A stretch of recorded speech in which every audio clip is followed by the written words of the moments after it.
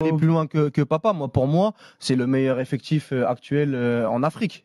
En termes de cohérence, en termes d'équilibre, gardien, défense, milieu, attaque. T'as quand même Edouard Mendy qui a été l'un, voire le meilleur gardien. Et qui est favori pour le titre Yachine. De meilleur gardien. Il récompensera le meilleur gardien. Ils ont récupéré Abdou Diallo, Koulibaly, Abdou Diallo, Napoli, Bounassar. Paris Saint-Germain, Bounassar, Bayern. Ils ont récupéré Ballo Touré.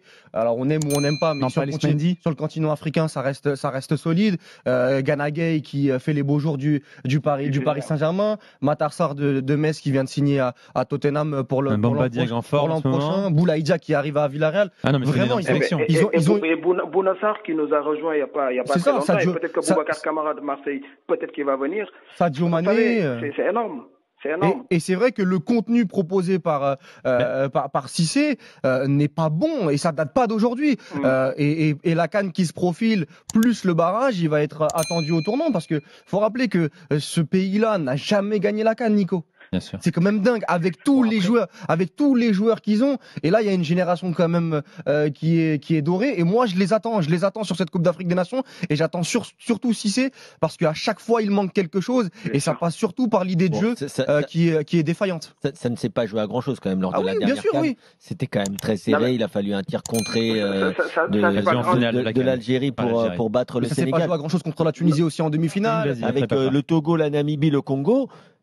À l'arrivée, pour l'instant, tu as 4 matchs, 4 victoires, 12 buts marqués, 3 buts encaissés. Donc bon, je veux bien que ce ne soit pas le Brésil ou le Barça de Guardiola, mais il y a un moment, tu sais que les pelouses en Afrique, c'est pas toujours l'idéal. Développer du jeu, quand tu vas jouer à l'extérieur, ça peut être compliqué sur certains déplacements, on va pas se le cacher. Mais je trouve quand même que les Sénégalais ont quand même des résultats Papa, il a raison très cohérents. D'être exigeant avec le matériel qu'ils ont, l'effectif, la profondeur de banc qu'il a. D'ailleurs, j'ai lu tout à l'heure une déclaration du ministre des Sports sénégalais, Matarba, qui met un gros coup de pression sur Aliou Cissé pour la CAN 2022 au Cameroun.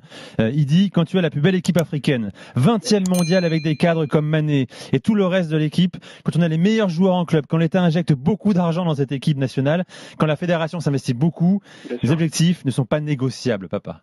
Tu rejoins le ministre. Non, mais il a parfaitement raison. En fait, je vous ai entendu tout à l'heure dire que, en fait, lors de la Coupe d'Afrique de la dernière fois, ça s'est joué à peu de choses. Mais non, moi, je vous dis que non, parce qu'on s'est fait battre 2 fois par l'Algérie. 2 fois. Oui, puis t'as quasiment aucune occasion au final de la CAN. C'est parce qu'il est plus fort que toi. Et si on regarde l'effectif algérien, je suis désolé, le Sénégal doit être supérieur en fait. Bien sûr. Voilà. Bien sûr. Sauf que en fait, la seule différence c'est que l'Algérie a Belmadi et nous, le Sénégal, on a Aliou Cissé. Donc c'est ça en fait. Voilà. Comme quoi on peut venir de la même ville et pas coacher de la même manière. Parce qu'on rappelle, ils sont de la même ville. Exactement.